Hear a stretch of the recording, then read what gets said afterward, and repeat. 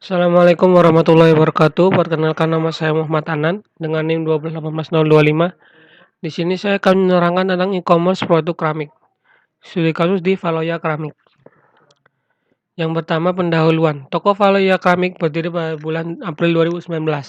Kegiatan operasi atau pemasaran yang dapat dikatakan kurang efektif karena masih menggunakan cara konvensional, yaitu jika pelanggan ingin membeli produk tersebut, maka pelanggan harus datang langsung ke toko tersebut dengan melakukan pembayaran secara tunai dan menerima nota bukti transaksi dari kasir selama satu tahun. Toko tersebut mengalami peningkatan terhadap penjualan dan tidak adanya perubahan sistem, sehingga karyawan toko tersebut mengalami kesulitan dalam melayani pelanggan yang ingin membeli produk keramik tersebut, khususnya bagian pembayaran atau kasir karena masih menggunakan sistem manual.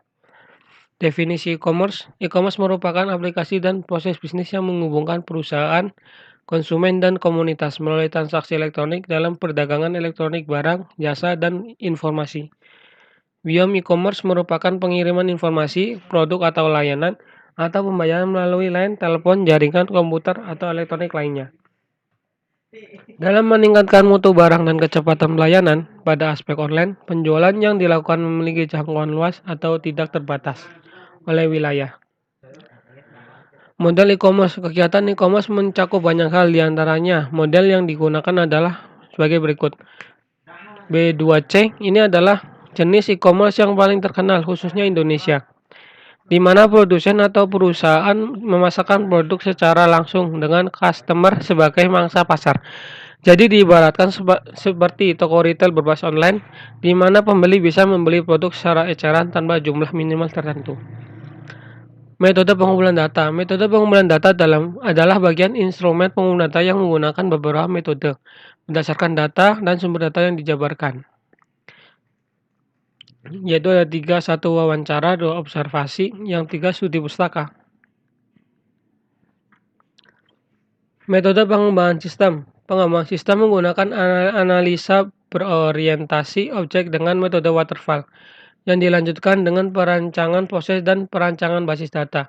Untuk metode penelitian yang digunakan adalah SLDC. Jenis waterfall ini cocok untuk menggambarkan sistem. Analisis prosedur sistem berjalan. Adapun urutan prosedur dalam sistem yang berjalan saat ini yaitu sebagai berikut. A. Prosedur menerima barang di supplier. 1. Supply mengirim barang jadi ke gudang. Yang 2, bagian gudang menerima barang yang telah dikirim oleh operator supply. Lalu barang akan dicek sesuai aktual kode barang dan jenisnya. Yang ketiga, bagian gudang akan memverifikasi apakah barang sesuai dengan data stok. Jika barang sesuai, maka barang akan diterima oleh bagian gudang. Tetapi jika ada perbedaan kode barang, maka barang akan dikembalikan kepada operator supply. Yang keempat, setelah barang diterima oleh bagian gudang, maka operator bagian gudang akan mengupdate kartu stok. Yang kelima, selanjutnya data serah terima barang jadi atau STBJ diserahkan ke bagian administrasi gudang untuk diinput ke data penerima buku manual. Analisis pengguna sistem. Beberapa analisis penggunanya harus dipenuhi oleh sistem.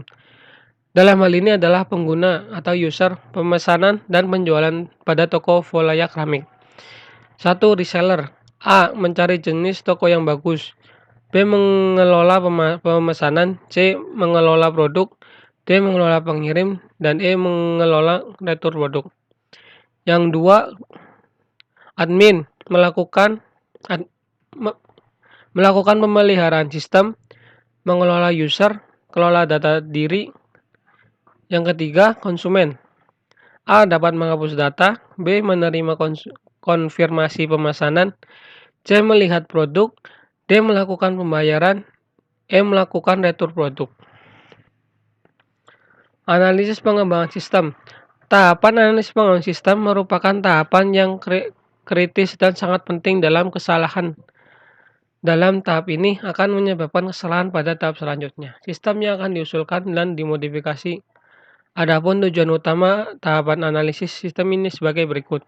A. Memberikan pelayanan kebutuhan informasi kepada fungsi-fungsi manajerial di dalam pengendali kegiatan operasional. B. Membantu para pengambil keputusan, yaitu para pemimpin untuk mendapatkan bahan perbandingan sebagai tolak ukur hasil yang dicapai. C. Mengevaluasi sistem-sistem yang telah ada dan berjalan sampai saat ini. D. Menyusun suatu tahapan rencana pengembangan sistem dan penerapannya serta perumusan langkah kebijaksanaan. Implementasi dan pengujian sistem. Tahapan implementasi sistem dilakukan setelah tahapan analisis dan perancangan. Tahapan ini merupakan tahap perancangan sistem agar sistem dapat dioperasikan secara optimal sesuai dengan kebutuhan. Proses implementasi dilakukan sesuai hasil akhir dari perancangan yang telah dipersiapkan sebelumnya. Sebelum masuk ke tahap implementasi sistem, dipersiapkan terlebih dahulu perangkat keras dan perangkat lunak yang akan dipergunakan untuk implementasi pengujian. Kesimpulan dari berbagai penjelasan yang telah diuraikan dalam laporan ini, maka dapat disimpulkan yaitu sebagai berikut. 1. Sistem dapat mempermudah proses transaksi jual beli yang masih manual di toko Valoya Keramik. 2. Hasil analisis yang dilakukan penulis menemukan solusi pemecahan masalah dengan perancang dan membuat sistem komputerisasi berbasis web yang dapat diimplementasikan secara maksimal.